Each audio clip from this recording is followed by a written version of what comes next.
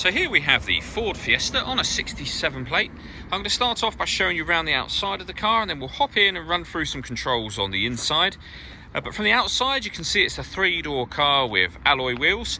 Let's start off inside the boot and then work our way around the rest of the car from there. So as we approach the back of the car, you'll see we've got a 60/40 split folding rear seat, as well as plenty of boot space as well. Okay, so we're just going to work our way back round to the front of the car, and then we'll hop in and run through some controls on the inside.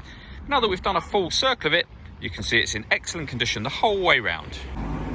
Just briefly before we climb in, I think it's well worth seeing the interior from this exterior point of view. There's plenty to run through on the dashboard, so let's hop in and we'll do that now. Okay, now that we're inside the car, we're going to start with the dials. On the left-hand side, we have the rev counter, and on the right-hand side, the speedometer. In the middle, we have the fuel gauge and coolant temperature gauges, and above that, within the trip computer section, the total mass of this car, which is 17,358. You can change the information displayed in that main section using buttons on the steering wheel. So at the moment, we have a digital readout for the speedometer, but there are various different bits of fuel economy information, so you can have those four kind of important pieces all on one screen at the same time, or individual pieces of information. And then we have a phone menu, audio menu, satellite navigation, driver assist, and then back round to the beginning again. If we back out to the steering wheel, the buttons I was using just a moment ago are here.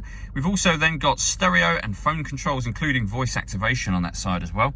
And on the left hand side, we have further stereo controls, as well as cruise control and speed limiter just here. In the center is the touchscreen for the car. So firstly, we have satellite navigation. There's a full video showing how this works on both our website and our Facebook page. If we come back out a page, with regards to the radio, there's plenty of ways to listen to your music in general. AM, FM and DAB radio. You can stream your music wirelessly via Bluetooth audio as well.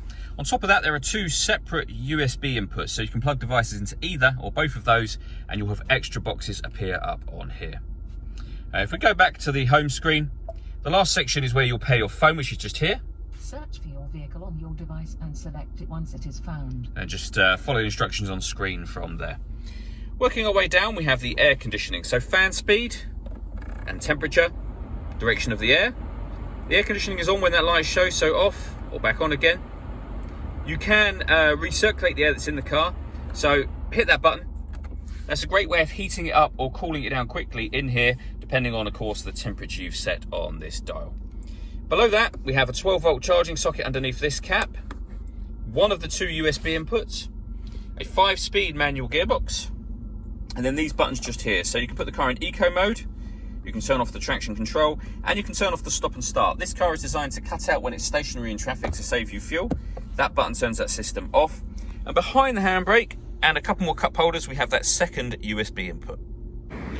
All that leaves me to say is thank you for taking the time to watch this video.